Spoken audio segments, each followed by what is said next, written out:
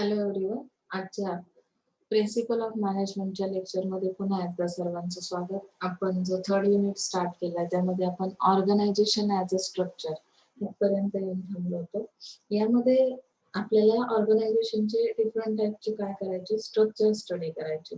ते स्ट्रक्चर्स कशा टाईपचे असतील तर मी तुम्हाला सुरुवातीला सांगितलं लाईन अँड स्टाफ स्ट्रक्चर असेल, फॉर्मल इन्फॉर्मल स्ट्रक्चर असेल आणि मॅट्रिक्स स्ट्रक्चर असेल. तर सुरुवातीला आपण organisation as a structure, structure म्हणजे काय ऑर्गनायझेशनचं हे समजून घेणार आहोत. ही कन्सेप्ट तुम्हाला एकदा समजली की मग तुम्हाला बाकीचे स्ट्रक्चर जे मी एक्सप्लेन करेन ते समजतील. अगदी बेसिक आणि याचा वापर तुम्हाला पुढे 3 वर्ष अगदी तुम्ही करू शकणार आहात. त्यामुळे ह्या बेसिक कन्सेप्ट कडे लक्ष द्यायचंय. सो आता तुम्ही इथे डायग्राम बघू शकताय की या डायग्राम मध्ये कशा पद्धतीने त्यांची अरेंजमेंट आहे. जे काही पीपल्स तुम्हाला इथे स्टँडिंग पीपल्स दिसतात, तर यामध्ये त्यांनी सांगितले it is the network of relationship among the individuals and positions in an organisation. म्हणजे हे एक प्रकारचं नेटवर्क आहे. स्ट्रक्चर मध्ये रिलेशनशिप दाखवले जाते. म्हणजे इंडिव्हिज्युअल रिलेशनशिप आहे किंवा त्या ऑर्गनायझेशन मध्ये असणारी तुमची पोझिशन आहे. लक्षात आलंय? म्हणजे ज्या पोझिशनला तुम्ही आहात त्या पोझिशनला तुमचं त्या नेटवर्क मध्ये तुमची इंडिव्हिज्युअल रिलेशनशिप कशी आहे. It is framework through which the organisation operates. यामध्ये एक फेवरेट एक्झाम्पल त्यांनी दिलेलं आहे बघा की organisation structure describes the organisation framework just as a human being have skeleton that define their parameters.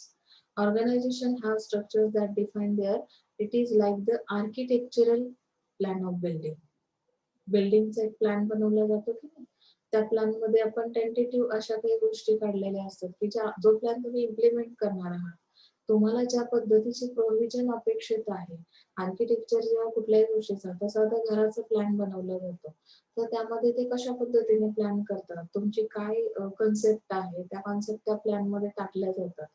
म्हणजेच काय की इथे ऑर्गनायझेशन सुद्धा काय करते की तिचं एक स्ट्रक्चर तयार करते की तिच्या ज्या काही ऑपरेशन्स आहेत, तिच्या ज्या काही ऍक्टिव्हिटीज आहेत, त्या कशा पद्धतीने कम्प्लीट होणार आहेत. किंवा आता सपोज डिपार्टमेंट्स आहेत, ते किती डिपार्टमेंट्स असतील, त्यासाठी ऑथोराइज पर्सन किती अपॉइंट केले जातील, या पद्धतीची प्रोव्हिजन या स्ट्रक्चर मध्ये असेल.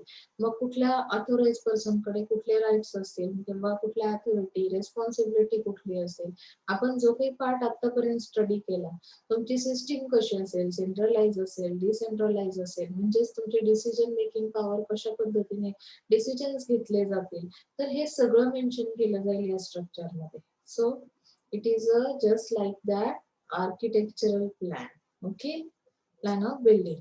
आता यामध्ये तुम्ही बघू शकताय प्रेसिडेंट आहे, व्हाईस प्रेसिडेंट आहे. आता एक त्यांनी जनरल तुम्हाला स्ट्रक्चर सांगितलंय की कशा पद्धतीने हे जे अरेंजमेंट आहे स्ट्रक्चर मध्ये ती असेल. प्रेसिडेंट असेल, मेन व्हाईस प्रेसिडेंट्स असतील, मग त्यामध्ये काही डिसिजन्स घेतले जातील, मॅनेजर्स अपॉइंट केले जातील, काही लिगल प्रोव्हिजन्स केल्या जातील, काही रूल्स रेग्युलेशन्स बनवते की नाही स्ट्रक्चर. ऑर्गनायझेशन एखादं स्ट्रक्चर तयार करते किंवा ऑर्गनायझेशन उभी राहते, तेव्हा त्या ऑर्गनायझेशनचं काम किंवा त्या ऑर्गनायझेशनचे जे काही ऑपरेशन्स आहेत ते कम्प्लीट करण्यासाठी किंवा त्यांचे गोल्स अचीव्ह करण्यासाठी त्यांना काय करावं लागेल की जी काही अथॉरिटी आणि रिस्पॉन्सिबिलिटी डिवाइड केलेली आहे, ती रिस्पॉन्सिबिलिटी कम्प्लीट करताना काही रूल्स आणि रेग्युलेशन सुद्धा असले पाहिजे. सो हिअर सी म्हणजे मग त्यामध्ये वेगवेगळे डिपार्टमेंट्स आहेत, accounting, marketing, human resource, entry level कशा पद्धतीने असेल. तर यामध्ये स्ट्रक्चर मध्ये तुम्हाला जे आपल्याला ऍज पर सिलेबस दिले, तर त्यामध्ये line and staff, matrix, formal and informal organisation structure आपण स्टडी करणार आहोत.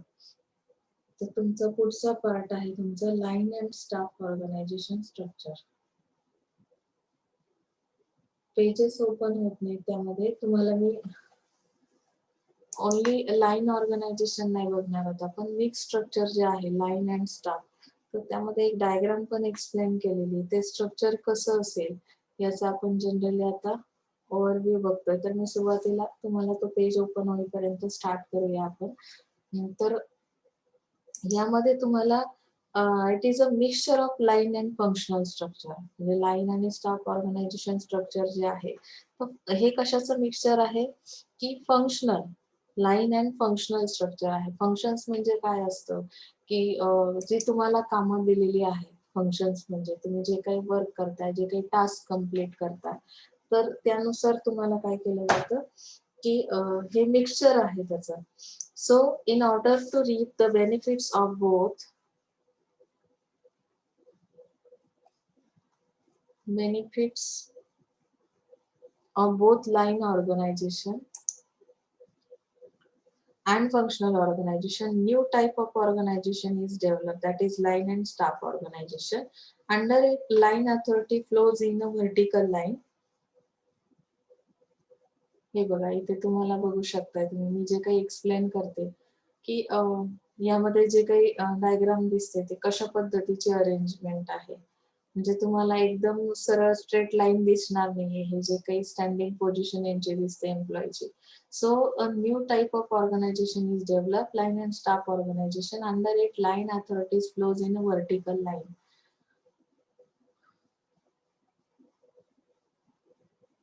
In the same manner as in the line organization. In addition, staff specialists do not have power of command over subordinates. म्हणजे staff specialist जे आहेत तर ते command करू शकत नाहीत सबऑर्डिनेट्सला, की अदर जे काही डिपार्टमेंट्स आहेत त्यांना कमांड देऊ शकत नाही. They are purely of advisory nature.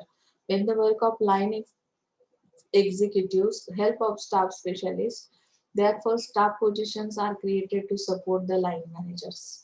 म्हणजे यामध्ये जे एक्झाम्पल दिलंय जसं की हेड अकाउंटंट हाच कमांड अथॉरिटी. आता त्यांच्याकडे हेड अकाउंटंटकडे कुठली अथॉरिटी आहे, तर ओव्हर अकाउंटंट्स म्हणजे जे काही त्यांच्या अंडर काम करणारे अकाउंटंट्स आहेत किंवा क्लर्क्स आहेत इन द अकाउंटंट डिपार्टमेंट. म्हणजे तुम्ही कोणाला कमांड करू शकता हेड अकाउंटंट म्हणून, तर तुम्हाला कुठली अथॉरिटी आहे, तुमचे जे काही अकाउंटंट डिपार्टमेंटचे क्लर्क्स आहेत किंवा अकाउंटंट्स आहेत त्यांना फक्त कमांड देऊ शकता. But it has only advisory relationship with other departments like marketing, production and sales. म्हणजे इथे फक्त तुम्ही ऍडवाइस देऊ शकता. बाकीचे जे डिपार्टमेंट्स आहेत त्यांच्यासोबत तुमची रिलेशनशिप कशी असेल ऍज अ हेड अकाउंटंट म्हणून, तर फक्त ऍडव्हायझरी रिलेशनशिप असेल. हे जे स्ट्रक्चर तुम्हाला दिलेलं आहे तर यामध्ये काय दिलंय बघा, चीफ एक्झिक्युटिव्ह ऑफिसर आहे, त्याच्या अंडर 3 टाईपचे डिपार्टमेंट्स आहेत, त्याचे मॅनेजर्स काम करतायत. इथे इकॉनॉमिस्ट आणि लीगल ऍडवायझर अशा 2 पद्धतीच्या पोस्ट आहेत. इथे फोरमन आहेत आणि त्या अंडर काय आहेत की वर्कर्स आहेत. ओके, म्हणजे हे जे काही स्टाफ स्पेशलिस्ट आहेत तर ते अदर डिपार्टमेंटच्या स्टाफला काय करू शकत नाहीयेत, कमांड देऊ शकत नाही. आपण हे एक्सप्लेनेशन मध्ये पाहिलं. म्हणजे इथे तुम्हाला एक नोट दिली, straight lines represent the line structure. आपण लाईन अँड स्टाफ स्ट्रक्चर बघतोय की नाही, ही ज्या स्ट्रेट लाईन्स आहेत या काय आहेत की लाईन्स एक्सप्लेन करतात and broken lines represent staff. म्हणजे ह्या ब्रोकन लाईन्स काय आहेत की स्टाफ साठीच्या आहेत. लक्षात आलं? म्हणजे इकॉनॉमिस्ट आहेत ते पण ऍडव्हायझरी म्हणून इथे काम करू शकतात किंवा लीगल ऍडवायझर आहेत ते पण ऍडवाइस देऊ शकतात प्रोडक्शन मॅनेजरला. पण यामध्ये हा दोन्ही स्टाफ इथे काय करू शकतो, काम करू शकतो किंवा हे दोन्ही एकमेकांशी कोऑर्डिनेट करतात किंवा हे अदर डिपार्टमेंटशी सुद्धा काय करतात, कोऑर्डिनेट करतात. म्हणजे इथे line and staff organisation chart जो दिलाय, तर ही जी ऑर्गनायझेशन आहे, ही जे स्ट्रक्चर फॉलो करते यामध्ये अशा पद्धतीची प्रोव्हिजन असेल. म्हणजे कुठल्या ऑर्डर्स कोणी कोणाला देणार आहे किंवा त्यांच्यामधलं रिलेशनशिप कसं असेल हे मेन्शन केलंय इथे. आता आपण ऍक्च्युअली जेव्हा त्याचा ऍडव्हान्टेज किंवा डिसएडव्हान्टेज बघणार आहोत तेव्हा तुमच्या लक्षात येईल की नक्की काय आहे हे स्ट्रक्चर. आता बघू शकतो आपण, line and staff organisation offers the following advantages. हे फ्लेक्झिबल आहे. फ्लेक्झिबल कशामुळे आहे, as the organisation expands staff can be added to assist the line managers. म्हणजे स्टाफ ऍड केला जाऊ शकतो जर तुमचं ऑर्गनायझेशन एक्सपांड झाली, म्हणजे आता आहे त्या स्ट्रक्चर मध्ये काय झालं, चेंज आला, बरोबर की नहीं. जैसे कि कभी कभी हमारा जो बिजनेस है स्मॉल स्केल पे चल रहा है, लेकिन कुछ टाइम पीरियड के बाद अगर हमारा बिजनेस एक्सपांड हो रहा है, बढ़ रहा है, ग्रोथ स्टेज पे है, तो at that time you have to add the staffs and it can be assist to the line managers. So there is more opportunity for development. म्हणजे हे जे स्ट्रक्चर आहे हे डेव्हलपमेंट साठी कसं आहे, बेटर आहे. and a bigger variety of responsible jobs is available. Second advantage त्याचं दिलंय, reduces burden on the top executive. यहाँ पे जो टॉप एग्जीक्यूटिव है, the burden of line executive get reduced to great extent as the staff experts carry out detailed investigation and supply information to line executive।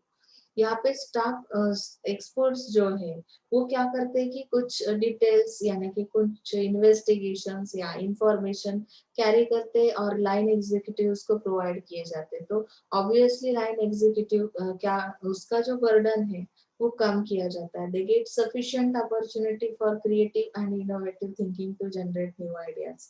म्हणजे इथे जे काम करणारे persons आहेत किंवा स्टाफ एक्सपर्ट्स आहेत त्यांना एक वेगळी अपॉर्च्युनिटी मिळते कुठली की क्रिएटिव्ह वर्क ते करू शकतात, काही इनोव्हेटिव्ह आयडियाज ते जनरेट करू शकतात। तेवढा फ्रीडम त्यांना या लाईन अँड स्टाफ स्ट्रक्चर मध्ये मिळेल। एक्सपर्ट सजेशन्स तुम्हाला ऍडवाइस मिळतात, जसं की स्टाफ एक्झिक्युटिव्ह आहेत त्यांना लाईन मॅनेजर्स काय करतील की असिस्ट करतील। therefore they can carry out their responsibilities more effectively। appropriate decisions घेतले जाते। Staff specialists provide sufficient information and specialist recommendation। As a consequence, line executives can take a better decision। Okay, इथे training of personal म्हणजे इथे executive जे आहेत ते एका फील्डवर काय करतात, कॉन्सन्ट्रेट करतात। So he acquires valuable experience and young staff executive get opportunity of acquiring expertise in their respective field of activity। म्हणजे आता स्पेशलिस्ट आहे म्हणजे तो एका फील्डचा असेल, त्याचं कॉन्सन्ट्रेशन पूर्णपणे त्या टॉपिकवर। आता तुम्ही कुठल्या गोष्टीत स्पेशल आहात किंवा स्पेशालिटी तुमच्याकडे आहे, तुम्ही जे काही डिग्री घेतली, तुम्ही मॅनेजमेंटचे स्पेशलिस्ट आहात असं समजूया, तर मग तुमचा त्या एका फील्डवर पूर्ण फोकस असेल किंवा तुम्ही तिथे गायडन्स करू शकता, तर ऑब्विसली तुम्हाला इथे ट्रेनिंग पर्सन्स अवेलेबल होतात आणि त्यामुळे डेव्हलपमेंट फास्ट होते। लक्षात आलंय?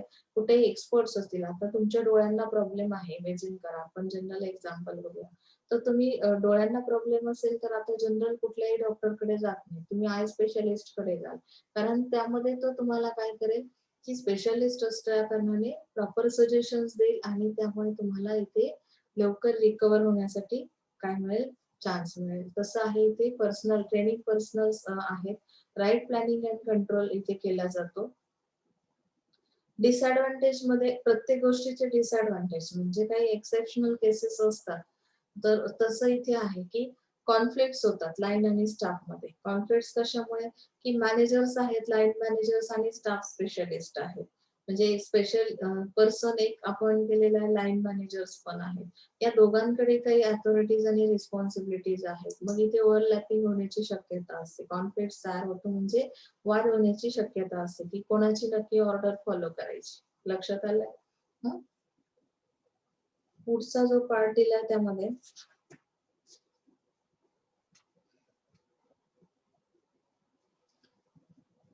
डिसएडव्हान्टेज मध्ये अनसर्टन्टी अँड डिसऑर्डर। त्यामध्ये आता अनसर्टन कुठल्या गोष्टी आहेत, तर क्लिअर अथॉरिटी रिलेशनशिप कळत नाही तुम्हाला, स्टाफ स्पेशलिस्ट काय तुम्हाला ऑर्डर देतो किंवा लाईन मॅनेजर्स काय सांगतात, यामध्ये रिलेशनशिप न कळल्यामुळे तुम्हाला काय होतं की क्लिअर तुमच्या ड्युटीज अलोकेट केल्या जात नाही। ऍज अ एम्प्लॉई म्हणून तुम्हाला नक्की काय करायचंय हे तुम्हाला समजत नाही इथे। जसं हे बघा, uncertainty and disorder. In a actual practice, it is often very difficult to define clearly and authority relationship between line and staff। In the absence of clear allocation of duties, coordination may be obstructed। म्हणजे इथे coordination होऊ शकत नाही, proper तुम्हाला ते task कसं allocate केले त्याचा अंदाज येत नाही। इनइफेक्टिव्ह स्टाफ होतो, त्याचं कारण असं आहे की ते कुठलाही जॉब सिरियसली करत नाही। म्हणजे स्टाफ पर्सनल जे आहे, स्टाफ मध्ये काम करणारे जे पर्सन्स आहेत ते कुठलीच रिस्पॉन्सिबल म्हणजे कुठल्याही आउटकम साठी रिस्पॉन्सिबल राहत नाही। म्हणजे जे काही फायनल रिझल्ट निघणार आहेत, तुम्ही जे काही परफॉर्म करताय, तुमचा जो परफॉर्मन्स आहे त्या परफॉर्मन्स मधून आउटकम्स म्हणजे तुम्ही प्रॉफिट मध्ये आहात की लॉस मध्ये आहे ऑर्गनायझेशन, तर या गोष्टींसाठी ते रिस्पॉन्सिबल राहत नाहीत, त्यामुळे ते सिरियसली वर्क कुठलंही करत नाही। So it is a ineffective staff. यामध्ये कॉस्टली स्ट्रक्चर आहे, हे स्मॉल फर्म साठी हे अजिबात उपयोगाचं असणार नाहीये। टाइम कन्झ्युमिंग आहे, स्लो डिसिजन मेकिंग इथे घेतलं जातं, कारण की इथे दोन दोन प्रकारचे एक्सपर्ट्स काम करतात, एक्झिक्युटिव्ह आहेत।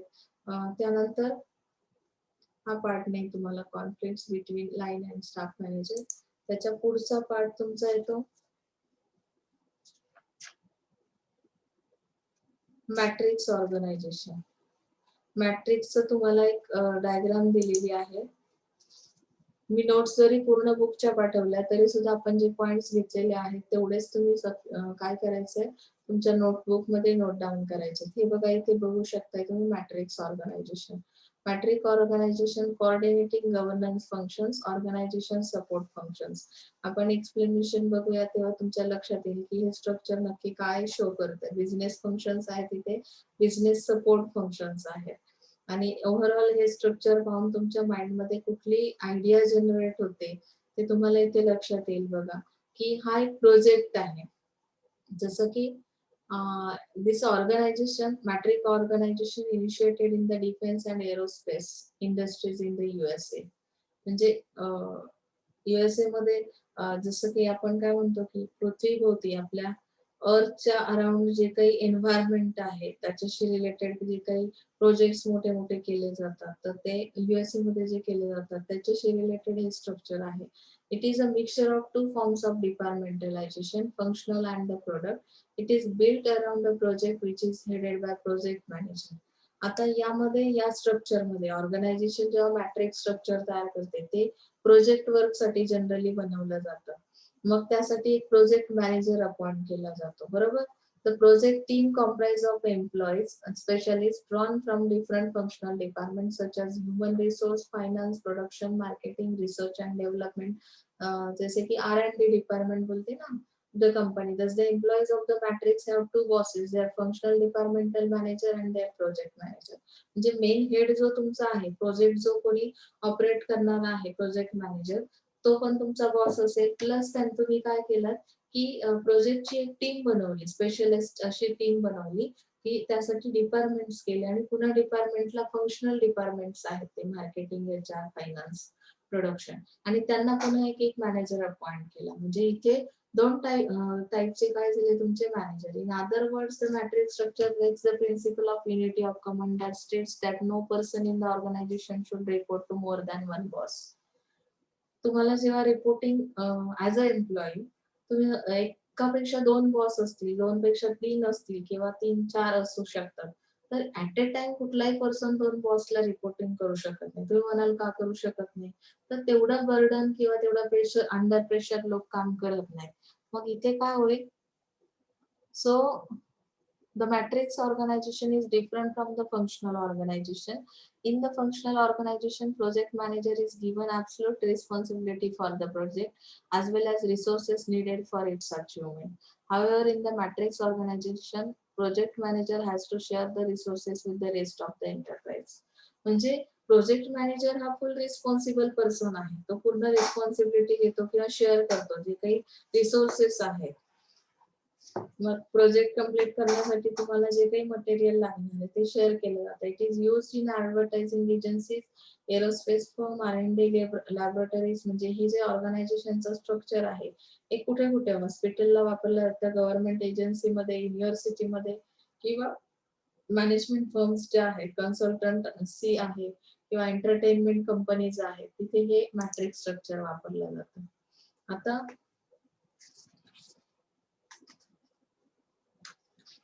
तुम्ही बघू शकताय बघा इथे चीफ एक्झिक्युटिव्ह म्हणजे प्रोजेक्ट मॅनेजर हा मेन आहे, बरोबर. त्याच्या अंडर हे फंक्शनल मॅनेजर्स आहेत म्हणजे प्रोडक्शन, मार्केटिंग, HR. तर अशा पद्धतीने वेगवेगळे डिपार्टमेंट्स दिलेत, फंक्शनल डिपार्टमेंट. आणि त्याला पुन्हा एक एक मॅनेजर अपॉइंट केलेला आहे आणि त्याच्या अंडर हा स्टाफ काम करतो. सो आता इथे आपल्याला त्याचे ऍडव्हान्टेज बघूया. प्रॉपर कोऑर्डिनेशन होतं यांच्यामध्ये. कोऑर्डिनेशन कशामुळे होतं की त्याची जी सेटिंग आहे, स्ट्रक्चर आहे ते त्याच पद्धतीने आहे. त्यामुळे इथे प्रॉपर कोऑर्डिनेशन होईल. एफिशियंट युटिलायझेशन ऑफ सर्व्हिसेस म्हणजे जे काही सर्व्हिस प्रोव्हाइड केल्या जातात, एक्सपर्टाइज सर्व्हिस, तर त्याचंही इफेक्टिव्हली युटिलायझेशन केलं जातं या मॅट्रिक्स ऑर्गनायझेशन मध्ये. जरा पेज ओपन व्हायला वेळ जातोय. थोडस तुम्हाला मॅनेज करावं लागेल. त्यानंतर तिसरा जो ऍडव्हान्टेज दिलाय optimum use of resources. Matrix organisation मध्ये जे प्रोजेक्ट मॅनेजर्स आहेत किंवा फंक्शनल मॅनेजर्स आहेत, तर ते काय करतात, जास्तीत जास्त वापर करतात रिसोर्सेसचा. त्यामुळे प्रॉपर यूज झाल्यामुळे तुम्हाला आउटकम्स पण मिळू शकतात. ग्रेटर फ्लेक्झिबल असं स्ट्रक्चर आहे हे. यामध्ये काय सांगू शकतो की फ्लेक्झिबिलिटी इन ऑपरेशन्स, म्हणजे ज्या पद्धतीने तुम्हाला ऑपरेशन्स मध्ये फ्लेक्झिबिलिटी अपेक्षित आहे, ती फ्लेक्झिबिलिटी इथे तुम्हाला मिळते. लक्षात आलं? त्यानंतर पुढचा पार्ट आहे तुमचा सिस्टमॅटिक फ्लो ऑफ इन्फॉर्मेशन. आता यामध्ये इन्फॉर्मेशन फ्लो कशी होते, तर इथे काही प्रोजेक्ट मॅनेजर आहे, फंक्शनल मॅनेजर आहे, तर तुमच्याकडे असणारी इन्फॉर्मेशन तुम्ही काय करताय की त्याचा फ्लो प्रॉपर होतो आणि त्यामुळे तुम्हाला इथे कोऑर्डिनेशन पण पॉसिबल आहे. ओके. आता त्यानंतर डिसिप्लिन रिटेन्शन, म्हणजे फंक्शनल एक्सपर्ट्स आणि स्पेशलिस्ट हे काय करतात की प्रोजेक्ट्स कम अँड गो, म्हणजे डिसिप्लिन हा जसा प्रोजेक्ट असेल त्या पद्धतीने काय केलं जातं इथे, की डिसिप्लिन्स बदलतात, म्हणजे रूल्स रेग्युलेशन्स बदलतात. तुमचा प्रोजेक्ट कुठल्या टाईपचा आहे आणि त्यानुसार तुम्ही काय करणार आहात, इथे चेंजेस करणार आहात rules regulations. Okay. Increase motivation and dedication, इथे मोटिवेट केलं जातं एम्प्लॉईजला, ज्यामुळे डिसिजन्स फास्ट घेतले जातात, काही कमिटमेंट्स दिल्या जातात. ओके. आता त्याचे डिसएडव्हान्टेजेस हे बघा, आपण हे बघितलं त्या पॉइंट, हे जरा पेज ओपन व्हायला वेळ जातोय. Greater flexibility, systematic flow of information, discipline retention, increase motivation and dedication. आता डिसएडव्हान्टेजेस मध्ये रोल कॉन्फ्लिक्ट अँड ॲम्बिग्युइटी, म्हणजे प्रोजेक्ट मॅनेजरची कमांड ऐकायची की फंक्शनल मॅनेजरची, म्हणजे रोल कॉन्फ्लिक्ट इथे होऊ शकतो. त्यामुळे काय होतं की ऑर्डर्स कोणाच्या फॉलो करायचे आणि कुठले रूल्स फॉलो करायचे हे समजत नाही, यामध्ये वाद होऊ शकतात. पॉवर स्ट्रगल आहे, कारण कोण ऑथोराइज, कोणाचे जे काही रिसोर्सेस आहेत तर ते कशा पद्धतीने युटिलाइज करायचे, कोणाची काय अथॉरिटी, त्याच्या काही बाउंड्रीज ठरलेल्या नाहीयेत. म्हणजे प्रोजेक्ट मॅनेजरची काय अथॉरिटी आहे, त्याची रिस्पॉन्सिबिलिटी काय, किंवा फंक्शनल मॅनेजरची काय आहे, तर याचं ओव्हरलॅपिंग होऊ शकतं. एम्प्लॉईजला दोघंही कमांड देत असतील तर एम्प्लॉईज कन्फ्युज होतात आणि तिथे कॉन्फ्लिक्ट होऊ शकतात, पॉवर स्ट्रगल होऊ शकतो. हाईट अँड कॉन्फ्लिक्ट यामध्ये आहेत की जे कमी रिसोर्सेस आहेत तर ते स्पेशली कोणाला नक्की प्रोव्हाइड करायचे, कुठल्या फंक्शनल मॅनेजरला, तर ह्यामध्ये सुद्धा कॉन्फ्लिक्ट होऊ शकतो.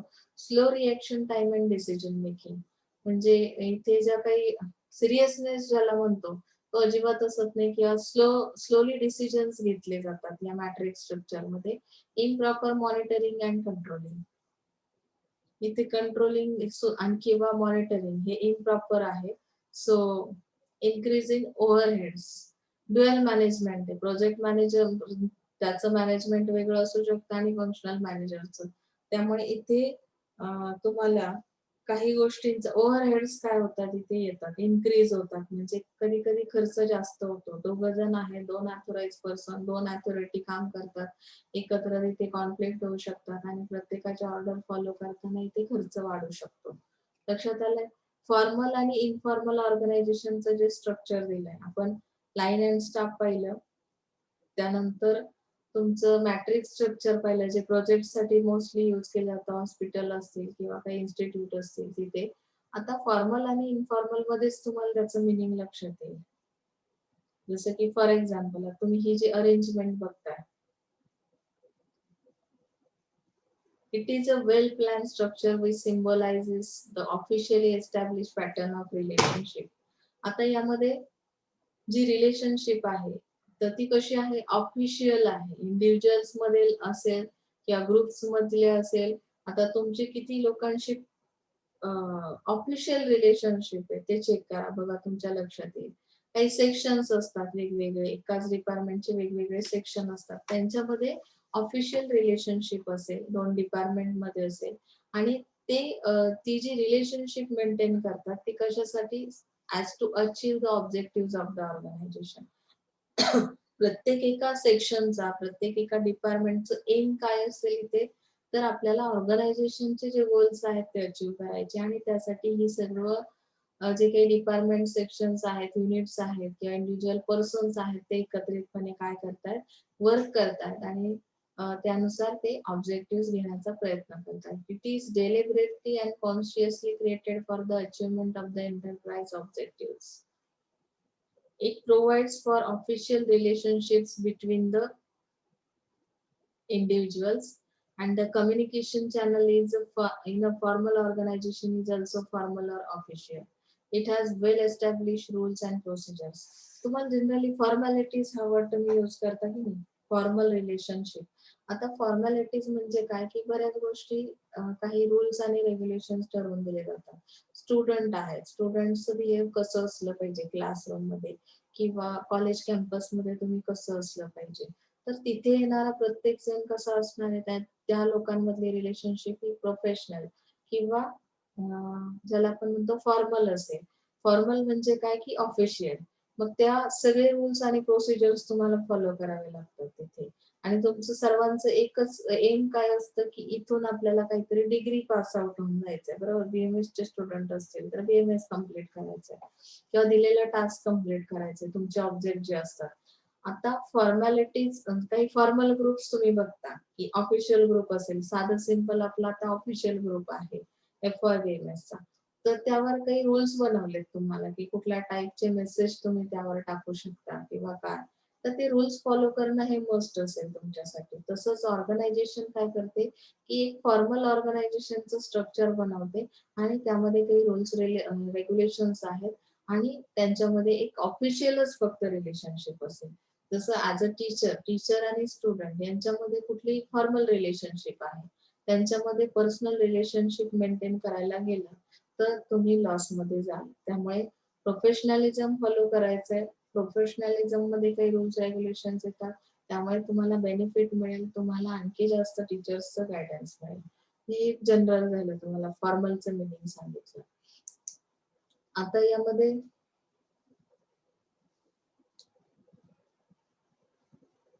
डेफिनेशन दिली बघा formal ऑर्गनायझेशनची. An organization is formal when the activities of two or more persons are consciously coordinated towards a given objective. कॉन्शियसलीचं मिनिंग काय आहे, आता यामध्ये ऍक्टिव्हिटीज ज्या आहेत, दोन किंवा दोन पेक्षा अधिक पर्सन्स मध्ये ज्या ऍक्टिव्हिटीज केल्या जातात किंवा जे कोऑर्डिनेशन होतं ते कसं असेल, कॉन्शियस असेल आणि त्यातून तुम्हाला काही ऑब्जेक्टिव्ह रिलेटेडच ते कोऑर्डिनेशन असेल. म्हणजे बऱ्याचदा काय होतं की तुम्ही जनरल तुमच्या कॉमन ग्रुपमध्ये ज्या गप्पा मारता, तर त्या पद्धतीचा इथे काही पॅटर्न असणार नाही फॉर्मल ऑर्गनायझेशन मध्ये. इथे ओनली फक्त तुमच्या ऑब्जेक्टिव्ह रिलेटेड डिस्कशन होईल. ओके, त्याचे ऍडव्हान्टेजेस बघू शकता तुम्ही formal organization. Lessens misunderstanding. The task is assigned proficiently by obviously defining the rights, duties, and accountability. So formal organization decreases misunderstandings and brings a simplicity in the working. म्हणजे जे काही misunderstanding आहेत ते होण्याचा इथे प्रश्नच येत नाही, कारण तुम्हाला तुमचा जॉब माहिती असतो, अलोकेट केला जातो, तो तुमची ड्युटी, अकाउंटेबिलिटी हा सगळ्या प्रकारे ते फॉर्मल पद्धतीने केला जातो. त्यामुळे मिसअंडरस्टँडिंग होण्याचं काही कारण नाही. तुम्ही तिथे आहात, तुम्हाला तुमची खुर्ची माहिती आहे, तुमचा जॉब माहिती आहे. गॅरंटी स्पेशलायझेशन म्हणजे काय की एम्प्लॉईला जे जॉब दिलेले आहेत तर ते त्यामध्ये स्पेशलायझेशन आहे त्यांचं.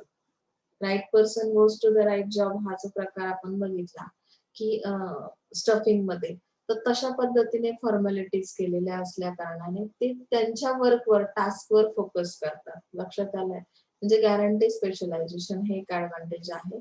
फिक्सिंग ऑफ अकाउंटेबिलिटी,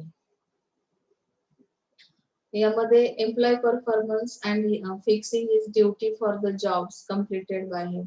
म्हणजे स्पेसिफिकेशन आहे, स्पेसिफिकेशनमुळे ज्या असाइन केल्या जातात ड्युटीज त्यामध्ये एम्प्लॉईज बेटर परफॉर्मन्स देतात आणि त्यामुळे तुम्हाला तुमचा जॉब कम्प्लीट करता येतो. ओके, नेक्स्ट आहे help in accomplishment of goals. आता तुम्हाला गोल्स अचीव करणं इथे पॉसिबल आहे या फॉर्मल ऑर्गनायझेशनला. Offer constancy, to the firm म्हणजे इथे तुम्हाला स्टेबल असं एक स्ट्रक्चर मिळतं. हे फॉर्मल स्ट्रक्चर जे आहे, फंक्शनिंग जे आहे, म्हणजे कामामध्ये काही बदल जरी झाला तरी सुद्धा तुम्हाला इथे स्टेबल असं जे काही वर्क आहे ते बघायला मिळेल. त्यामध्ये एनलार्जमेंट ऑफ ऑर्गनायझेशनल प्रोडक्टिव्हिटी म्हणजे प्रोडक्टिव्हिटी इथे इन्क्रीज करू शकता तुम्ही. फॉर्मॅलिटीज आहेत, वेस्टेज अवॉइड केलं जातं आणि त्यामुळे प्रोडक्टिव्हिटी ही इन्क्रीज होते. लक्षात आलं? डिसएडव्हान्टेजेस सुद्धा आहेत फॉर्मल ऑर्गनायझेशनचे, जसं की डिक्रीज इनोव्हेशन अँड इनिशिएटिव्ह. इथे तुम्हाला जे असाइन केलेला जॉब आहे तेवढाच तुम्ही विचार करणार आहात. स्वतःचं माइंड स्वतः काही यूज करणार नाही आहात. म्हणजे तुम्हाला ज्या काही माइंडमध्ये इनोव्हेटिव्ह आयडियाज जनरेट होतात त्याचा इथे फॉर्मल ऑर्गनायझेशन मध्ये काही उपयोग नाही. ऑर्गनायझेशन ज्या ऑर्डर्स तुम्हाला देईल, जो जॉब दिला जाईल, जे टास्क असाइन केलं जाईल तेवढंच तुम्ही करायचंय, म्हणजे हा त्याचा लॉस आहे, म्हणजे डिसएडव्हान्टेज आहे. Non existence of match between goals म्हणजे जे काही गोल्स आहेत ऑर्गनायझेशनने सेट केलेले, तर त्यामध्ये नॉन एक्झिस्टन्स आहे म्हणजे काय, की तुमचे इंडिव्हिज्युअल गोल्स, पर्सनल एम्स आणि ऑर्गनायझेशनचे एम्स, एम्प्लॉयचे एम्स आणि ऑर्गनायझेशनचे एम्स हे मॅच होत नाहीत बऱ्याच वेळेस. तुम्ही स्वतःच्या एमने तिथे जेव्हा जाल आणि वर्क कराल, तुम्ही ऑर्गनायझेशनचे एम वेगळेच असतात काहीतरी आणि तुम्हाला काहीतरी वेगळं वाटत असतं. अशा केसमध्ये तुम्हाला ते मॅचिंग न झाल्यामुळे गोल्स अचीव्ह करणं इझी होत नाही. Difficulty due to informal associations.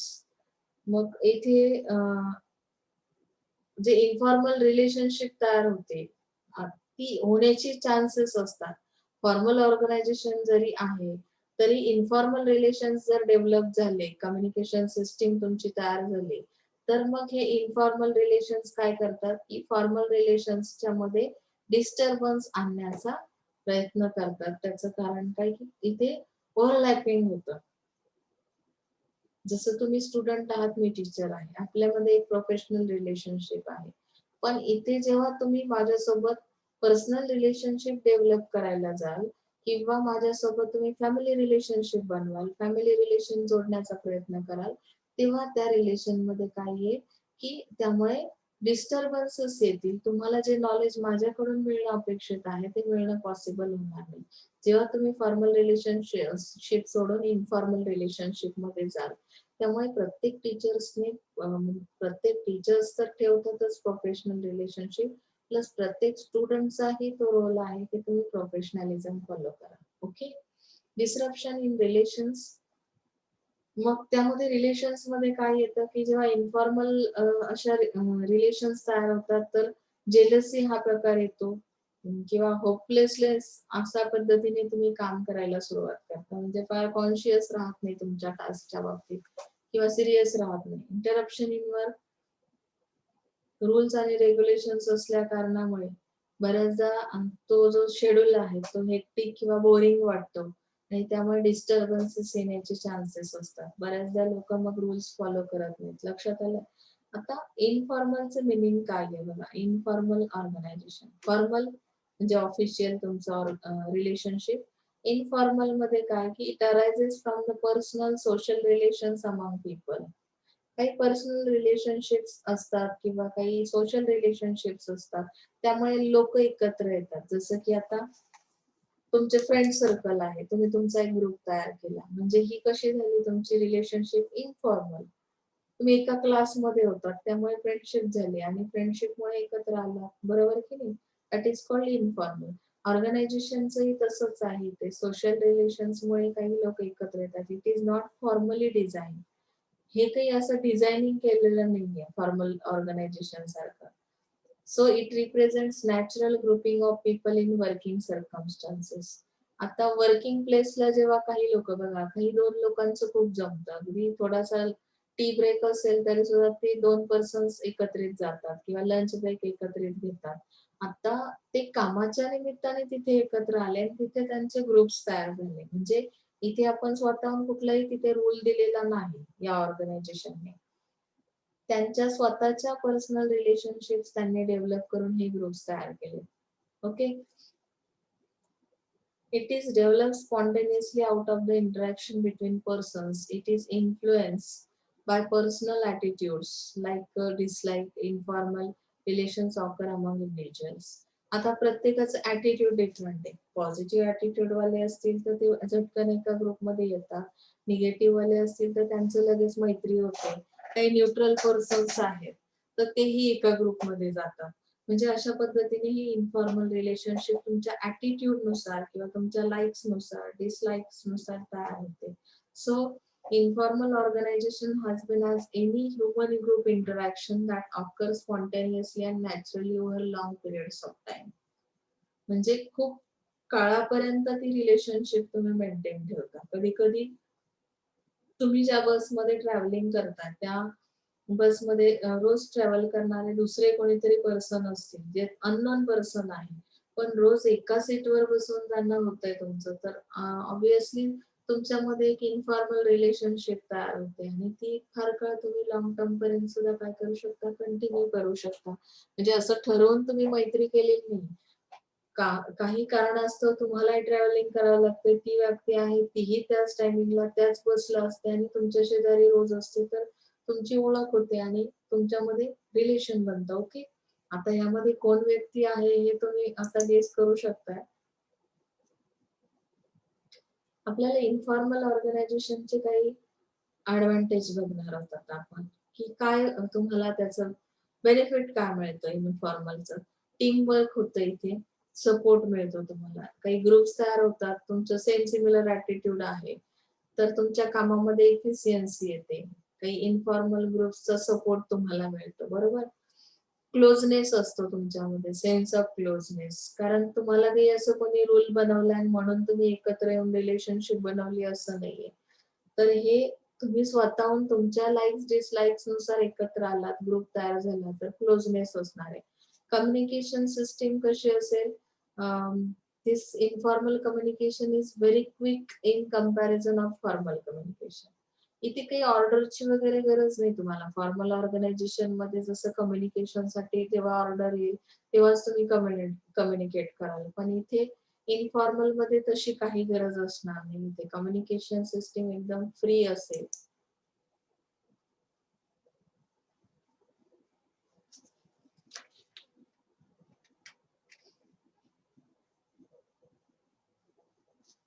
पुढचा जो पार्ट त्यामध्ये दिलेला आहे कम्युनिकेशन नंतर सपोर्ट ऑन जॉब. त्यामध्ये दिला members of the informal organisation generally support one another. कारण की ते इनडायरेक्टली किंवा मिसफॉर्च्यून इलनेस आता सपोज काही ठिकाणी आजारपण आहे किंवा काही गोष्टी आहेत तर तिथे तुम्हाला काय केलं जातं सपोर्ट केलं जातं. म्हणजे एकमेकांना पण सांभाळून घेणं ज्याला म्हणतो ना की तुमचं सेम सिमिलर नेचर आहे. आता सपोज एखादा नेबर आहे तुमचं त्याच्याशी पटत असेल. तुम्ही आजारी असलात की तो तुम्हाला झटकन सपोर्ट करतो की नाही मदत देतो. हॉस्पिटलाइज करणं किंवा तुम्हाला जेवण प्रोव्हाइड करणं ह्या सगळ्या गोष्टी आल्या. तर हे इन्फॉर्मल मध्ये चालतं. पण त्याचा एक डिसएडव्हान्टेज पण आहे. म्हणजे 2-3 तुम्हाला दिले तिथे बघा की कन्फ्रंटेशन टू चेंज. म्हणजे इथे कधी-कधी ना ज्याला आपण म्हणतो युद्ध परिस्थिती सारखं वातावरण होऊ शकतं. कारण प्रत्येकाचं एक ओन कल्चर आहे, ट्रेडिशन आहे. At times, the demands made by the management are not acknowledged by the informal groups and they fight the changes demanded by the management. म्हणजे आता मॅनेजमेंटला ह्याचं नॉलेज नसेल की इथे कुठल्या टाईपचे ग्रुप तयार झाले तर कदाचित यामध्ये क्लॅशेस होण्याची शक्यता असते. Clash in interest also. Formal आणि इन्फॉर्मल ग्रुपचा जो इंटरेस्ट आहे तो डिफरंट असेल. तुम्ही फॉर्मल ऑर्गनायझेशन मध्ये काम करताय पण तुम्ही इन्फॉर्मल रिलेशनशिप तयार केली तर इथे इंटरेस्ट नुसार काही क्लॅश होईल तुमच्यामध्ये. काही लोकांना प्रोफेशनलिझम फॉलो करणं आवडतं, काही लोकांना इन्फॉर्मल आवडतं. मग अशा केसमध्ये जे मॅनेजर्स आहेत तर ते प्रॉब्लेम मध्ये येऊ शकतात. It is affected by the rumour. आता यामध्ये ज्या अफवा आहेत त्या खूप पसरवल्या जातात बघा. इन्फॉर्मल कम्युनिकेशन जे आहे त्यामध्ये कुठल्याही टाईपच्या चर्चा होतात कारण इथे काही रिस्ट्रिक्शन नसतं. इन्फॉर्मल ग्रुप्स जे असतात तुम्ही तुमच्या ग्रुपवरून बघा. तुम्ही ऑफिशियल ग्रुपला असल्यावर तुमचं कम्युनिकेशन आणि अनऑफिशियल ग्रुप्स जे आहेत तुमचे क्लासमेट्सचे किंवा फ्रेंड्सचे त्यामध्ये कशाही टाईपचं कम्युनिकेशन होतं. त्यामुळे कोणीतरी हर्ट होण्याची शक्यता आहे. तर त्यामुळे तिथे काय होतं, वाद होण्याची शक्यता असते किंवा अफवा सुद्धा पसरवल्या जातात. रुमर्स म्हणजे काय? हे कुठल्या पद्धतीच्या अफवा. ओके. तर इथे तुम्हाला याच्यातला डिफरन्स जो दिलाय, तो जे आपण एडव्हांटेज, डिसएडव्हांटेज पाहिले तोच आहे. ते तुम्ही लिहू शकता तो. तो परत रिपीट करण्याची गरज नाही. एकदम सिंपल असे स्ट्रक्चर आहे ऑर्गनायझेशनचं. त्यानंतरचा पार्ट जो आहे तुमचा, आय थिंक मला वाटतं इथे तुमचा हा संपलेला आहे युनिट, थर्ड युनिट. तर त्याची जी क्वेश्चन आहे ती सॉल्व्ह करा. अदरवाईज ॲज पर सिलेबस तुम्ही पॉइंट्स काढले लिहून तरी सुद्धा चालतील. मी लवकरच तुम्हाला नोट्स दिल्या असं सांगितलंय. मी एक 2-4 दिवसात प्रोव्हिजन करेन. कालच्या लेक्चरला इंटरनेट प्रॉब्लेममुळे आपल्याला लिंक टाकावी लागली. हाफ लेक्चर आपलं झालं. पण पुढची लिंक तुम्ही 100% बघितलेली असेल आणि आजच्या लेक्चरला सुद्धा मी हा थर्ड युनिट संपवलाय. पण पुढच्या वीकमध्ये फोर्थ युनिट स्टार्ट करणार आहोत. तत्पूर्वी तुम्हाला 2 युनिट परफेक्ट करणं गरजेचं आहे. कारण की युनिट टेस्ट लागेल तुमची पुढच्या मंथमध्ये. Okay. So thank you so much. काही अडचण असेल तर विचारत चला. जास्तीत जास्त लोकांनी व्हिडिओज बघण्याचा प्रयत्न करा, लेक्चर्स अटेंड करा. So thank you so much.